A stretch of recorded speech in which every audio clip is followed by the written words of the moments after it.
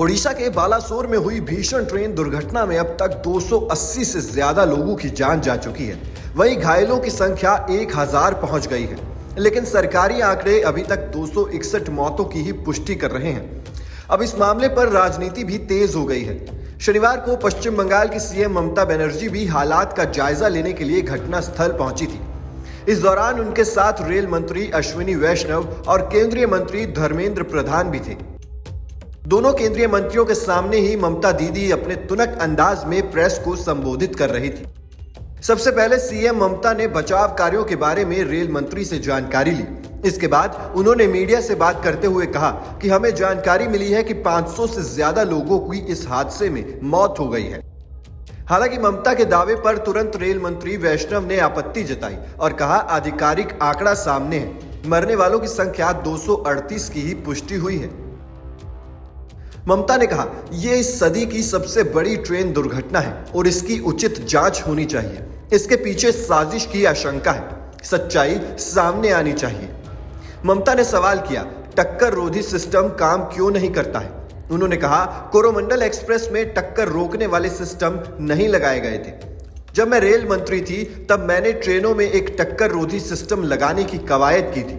इस सिस्टम की वजह से एक ही ट्रैक पर चलने वाली ट्रेनें एक निश्चित दूरी पर रुक जाती थी। ममता ने रेल मंत्री से पूछा, अब जब आप कहां हैं तो मैं बताना चाहती हूं कि इन ट्रेन में कोई सिस्टम नहीं लगा था। इस तरह की तकनीक को इंप्लीमेंट करने से इस घटना को टाला जा सकता था। ममता बनर्जी के सवाल पर अश्विनी वैष्णव ने कुछ नहीं कहा, लेकिन बाद में इस बारे में मीडिया से बात की। रेल मंत्री ने साफ कहा है कि अभी तक मरने वालों का आंकड़ा 261 है। हम हर तरह से पूरी पारदर्शिता बरत रहे हैं। ये समय राजनीति करने का नहीं है। यहां तक कि उनके इस्तीफे की मांग पर भी उन्होंने प्रतिक्रिया दी। आप भी सुने उन्होंने क्या कहा। No, it's very clear. It's very clear. Our CRPC lays out a proper procedure, and the state government has, time to time, they have given the correct, accurate information. As on now, the accurate information is 261. Right?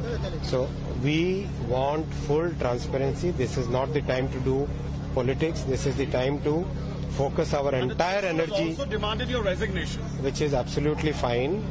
My point is, this is the time to fully focus on making sure that the complete restoration happens in the earliest possible time.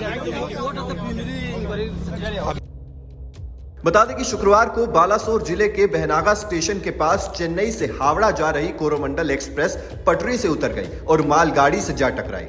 इस टक्कर के बाद Coromandel express के कुछ डिब्बे पास के track पर जा गिरे।